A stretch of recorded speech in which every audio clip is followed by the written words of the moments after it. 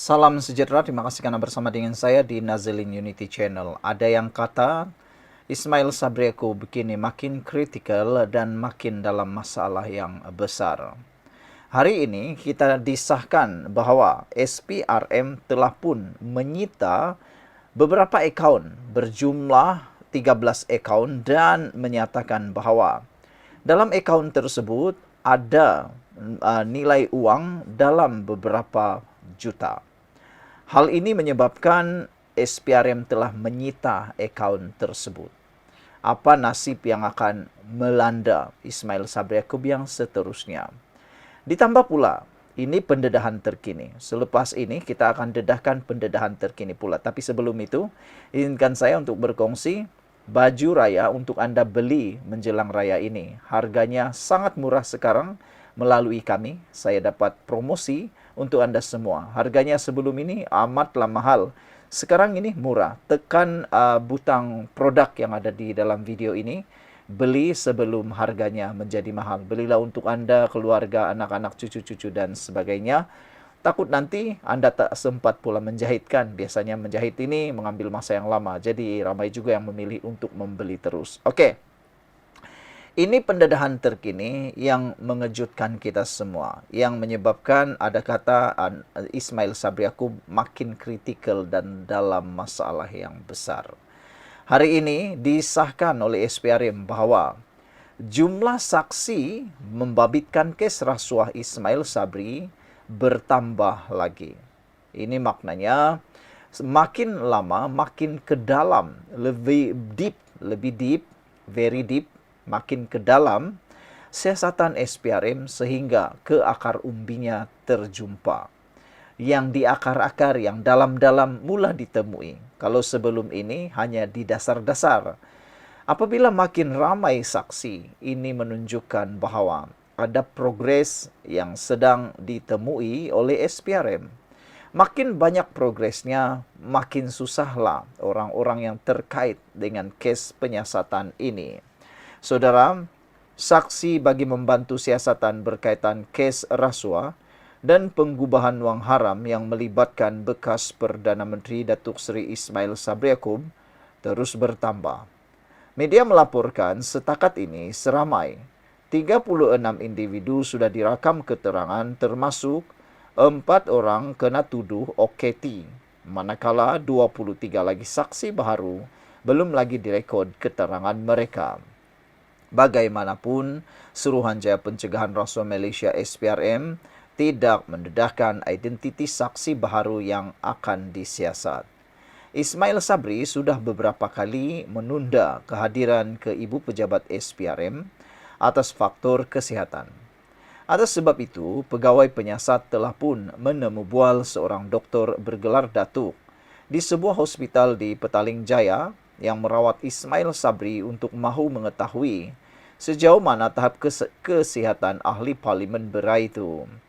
Ismail Sabri terpalit kes rasuah dan penggubahan wang haram selepas kecoh penemuan wang tunai lebih 170 juta ringgit. SPRM kemudian mengesahkan Ismail Sabri bukan lagi saksi dalam siasatan berkenan, sebaliknya adalah salah seorang suspek. Setakat ini, sebanyak 13 akaun bank bernilai 2 juta ringgit sudah dibekukan bagi membantu siasatan. Kebanyakan akaun adalah milik 4 suspek yang ditahan sebelum ini, manakala bagi akaun Ismail Sabri masih belum dibekukan kerana akaun beliau sedang disiasat. Sekian dulu untuk kali ini, jangan lupa tinggalkan komen Anda, tekan butang subscribe. Kita jumpa lagi, bye-bye. Salam sejahtera. Adakah Anwar Ibrahim akan saman Mahathir Mohamad 100 juta ringgit? Ramai pengikut Anwar Ibrahim, terutamanya penyokong-penyokong tegarnya, mengharapkan Anwar Ibrahim saman saja Mahathir kali ini. Ini apabila sekali lagi Mahathir tampil menyatakan, mengeluarkan satu kenyataan yang dilihat oleh para penyokong Anwar Ibrahim sebagai berbaur fitnah.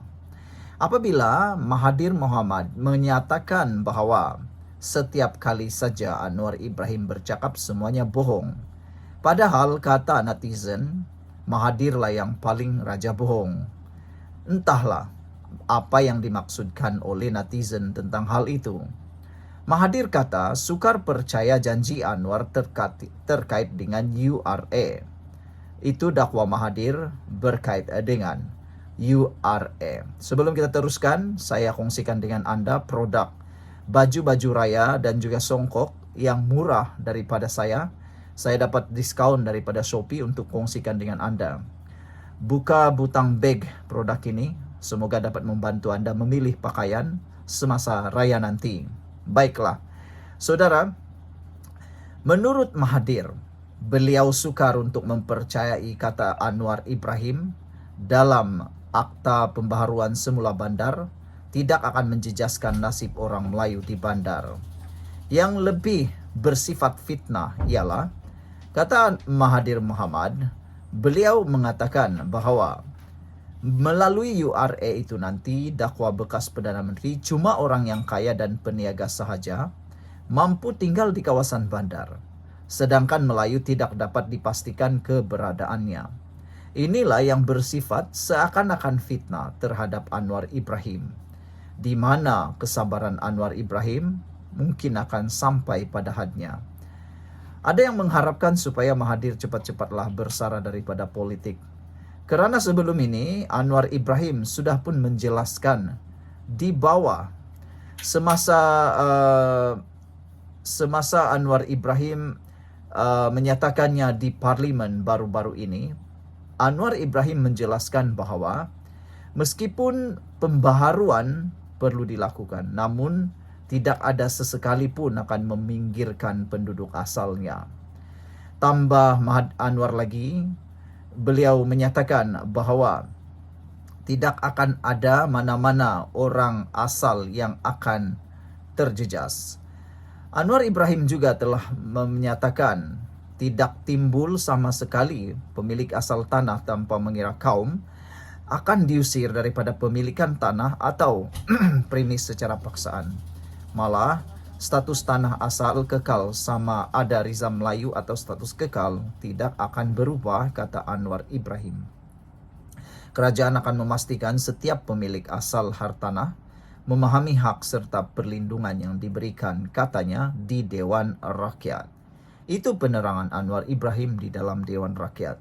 Anda harus paham, semua kenyataan yang dikeluarkan di Dewan Rakyat perlu dipertanggungjawabkan oleh Anwar Ibrahim. Kalau tidak, Anwar Ibrahim boleh diambil tindakan. Sekarang kita nak tanya, siapa yang kita nak boleh percaya?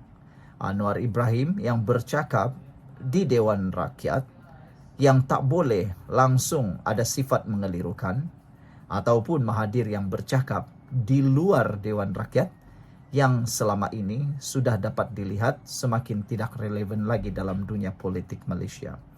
Sebelum kita berpisah, apa pula pendapat Anda dengan usul daripada netizen supaya Anwar Ibrahim jangan berlembut lagi dengan Tun Mahathir?